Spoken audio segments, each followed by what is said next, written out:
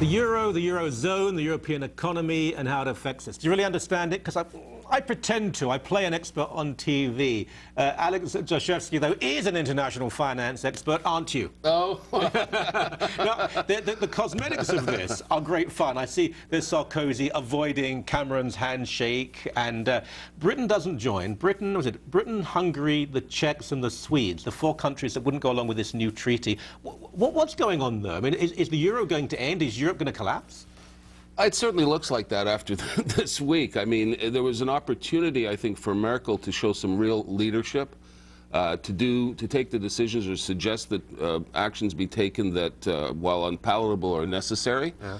And that really means recognizing that a number of the countries aren't going to measure up. They don't measure up now in terms of eligibility for the euro, membership in the eurozone. They're not going to measure up in the foreseeable future, and they should be afforded the opportunity to be given a soft exit from the eurozone, letting the other countries continue with the currency.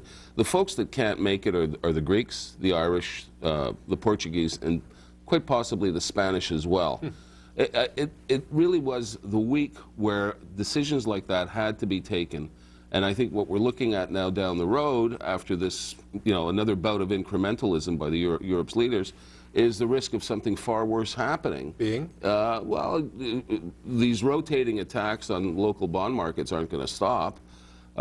We now have information that a number of large corporates in Europe are planning for the end of the euro. And we also have information that a number of country governments have started to fire up the printing presses again and have available for that eventuality stocks of the old currency. Huh. But again, I'm not an economist, but inflation, if you're printing more money than you should be, and inflation is inevitable, these countries, and there must be a tendency, a temptation to do that. Well, no, I mean, this is one of the things that Germany's argued strongly against. Yeah. The bond buying and the money printing, which has gone on in the United States, hasn't gone on in Europe. Yeah. And on the one hand, the Germans are preaching austerity, austerity, austerity, but it's not affording the countries that are in the grip of these recessions and these austerity programs the ability to truly adjust. If they had their own currency, if the Greeks had the drachma back, the Irish had the punt back, peseta in Spain and Portugal, those economies could adjust far more rapidly to the austerity programs. Instead, what we have on the part of Germany is an insistence on austerity without monetary support for those austerity programs. So the Germans have argued successfully against bond buying and against money printing by the ECB. Now, this agreement that was made, yesterday, I suppose, that Britain would not come into, 24 countries did, or 21? Well, yeah, but it's still an agreement between the leaders. This still has to be ratified. We're back into the whole... But why would the UK not be part of it? It doesn't have the euro, but why would it not be part of it? Well, because they don't want to have to report and be subject to fiscal controls from Brussels. And if I were the UK, I would say, yeah, I agree with that. I don't want to be beholden to some technocrat in Brussels. But France, Germany, Italy, they don't mind? Well, this was the political bargain that they struck this week in order to demonstrate to the markets that they were getting their house in order. Unfortunately, they're rearranging the wrong set of deck chairs.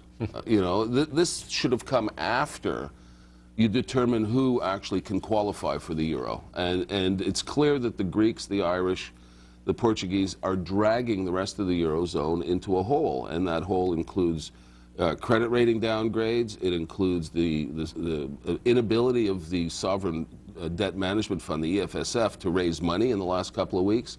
It includes a crisis of confidence from global investors. This is the hole the Europeans are continuing to sink into as a consequence of the past week's negotiations about this fiscal stability pact. 3,000 miles away. Does it affect us? Yes, it does, because we have business with Europe. We've got trade relationships, deep trade relationships, deep political relationships with those folks. On the economic side, Europe accounts for about a quarter of global GDP.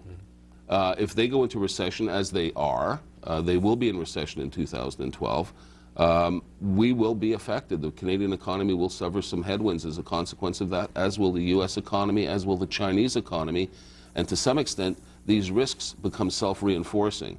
The Bank of Canada published a report this morning saying just that. Their threat board is flashing red right now in Ottawa at the Bank of Canada. They're very concerned. How did, well, I think I know the answer, but Ireland, for example, and Ireland did have a boom at one point. Greece has never really had a boom. How were these countries allowed in the first place?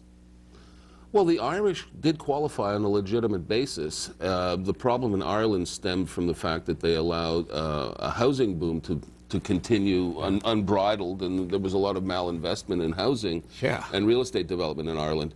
The Greeks, it's quite interesting that the Greek Prime Minister now was the central bank governor back when the Greeks were allowed in.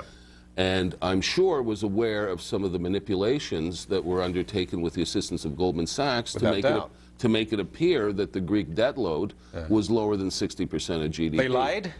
I believe they did tell some porkies in order to get admission to the Eurozone. Oh, yes. And you know, Europe, at that time in particular, this idea of expansion, it was mother's milk to them. Absolutely. They were never going to say no. Absolutely. These people, the technocrats in Brussels, are in love with the Europe project. And what the past week demonstrates is that they're willing to sacrifice almost anything in order to keep this project on the rails. Fun times ahead. It's going to get bumpy. The ride is going to get bumpy again, Michael. Thanks a lot. Thank you. Thank you.